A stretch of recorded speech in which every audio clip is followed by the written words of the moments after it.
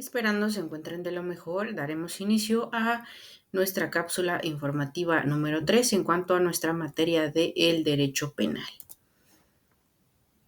Y en este sentido estaremos nosotros abarcando, por ejemplo, este tema tan importante dentro de nuestra interpretación.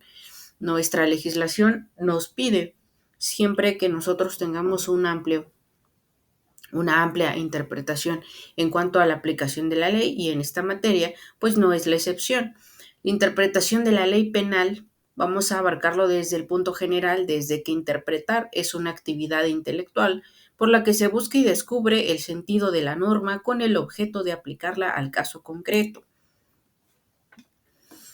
Por lo tanto, el tema de la interpretación de la norma penal tiene importantes ataduras con el de sus fuentes, más aún si tenemos en cuenta que por mandato del principio de legalidad, el derecho penal no tiene otro origen o fuente de nacimiento que no sea el de la propia ley.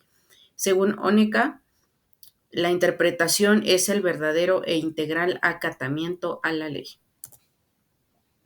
Dentro de este punto vamos a encontrar a la doctrina, quien es la doctrina dominante, se inclina por la teoría objetiva de la interpretación, consistente en todo lo fundamental en desentrañar el sentido objetivo que tiene la norma en la actualidad. En contraposición a la propuesta anterior, encontramos la denominada teoría subjetiva de interpretación referida a la voluntad del legislador histórico. Mediante estas teorías también encontraremos distintos métodos que se utilizan en el punto de la interpretación.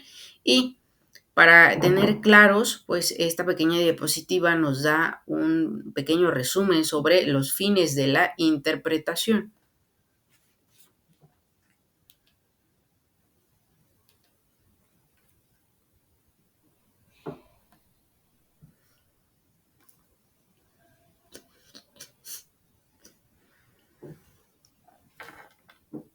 Abarcando en estos temas, también tenemos al jurista Jeschek, quien nos propone que la utilización de ambas teorías, aduciendo las leyes modernas deben interpretarse atendiendo fundamentalmente a los materiales legislativos, mientras que en las leyes antiguas hay que tener en cuenta el significado objetivo que le haya atribuido la praxis judicial.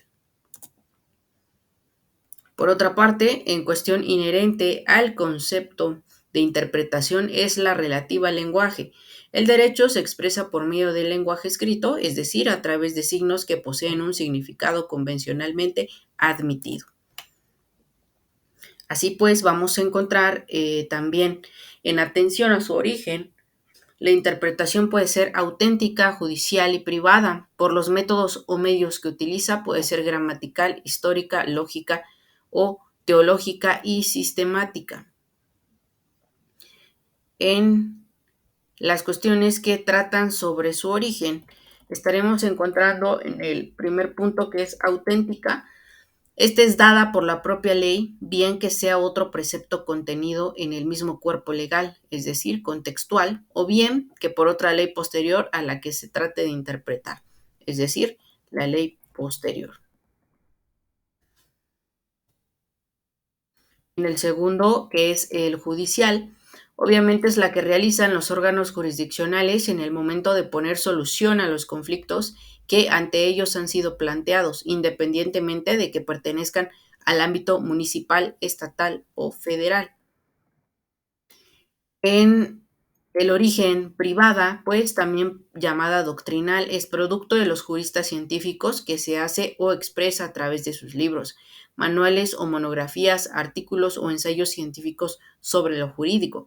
Actualmente las opiniones de los juristas tienen una destacada y notoria importancia en la medida que en su visión de los problemas jurídicos permite poner solución a delicados conflictos suscitados en la praxis del derecho.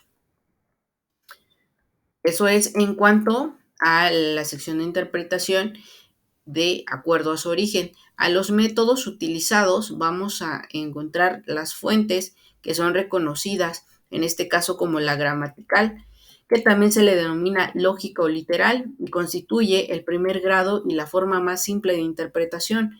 La norma se manifiesta a través de lo que se denomina proposición normativa, la que a su vez se expresa mediante palabras según las cuales conocemos en el mensaje legal. Por eso mismo, el labor de interpretación comienza por la realización de un análisis del lenguaje tendente a descifrar el significado de todos y cada uno de los términos utilizados. En el método histórico, el derecho es una expresión de la historia de un pueblo. Se afirma que es un producto histórico-cultural. Esto quiere decir que difícilmente ninguna norma jurídica puede ser interpretada si no es partiendo de un análisis contextualizado de su proceso generador y posterior evolución. En el método teológico, en tanto que el derecho se propone conseguir determinados fines, la interpretación teleológica resulta de particular importancia. En este método, el intérprete atiende al fin de la norma, siendo necesario para ello determinar previamente el bien que jurídicamente se protege. Aquí también hablaríamos sobre algunas cuestiones que nos plantea nuestro jurista Jeschek, que se esfuerza en poner en relieve los fines y las valoraciones rectoras de la ley para conocer directamente el sentido inherente a un precepto. Lo importante de este método de interpretación no es solamente la cuestión de los bienes jurídicos, cuya protección persigue el legislador, sino también la consideración de los valores éticos sociales de la acción que han sido también tenidos en cuenta decisivamente en la creación del precepto legal.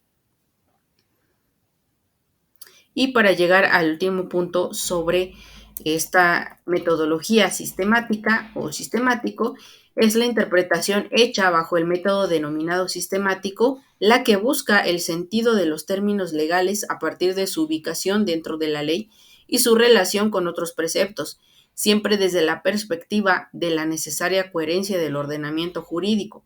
Para una mejor comprensión de este medio interpretador, resulta indispensable tener en cuenta que un código y también todo el ordenamiento jurídico debe constituir un sistema.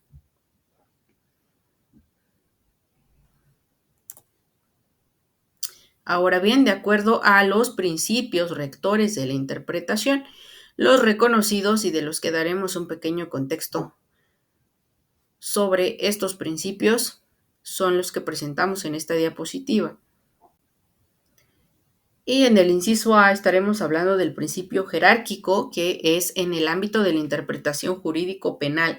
Este principio se manifiesta en la llamada interpretación según la Constitución, de acuerdo con la cual las normas penales deben interpretar de modo compatible con la letra y el espíritu constitucional, ya que la interpretación de la Constitución es una especie de interpretación jurídica general que tiene sus propias características determinadas.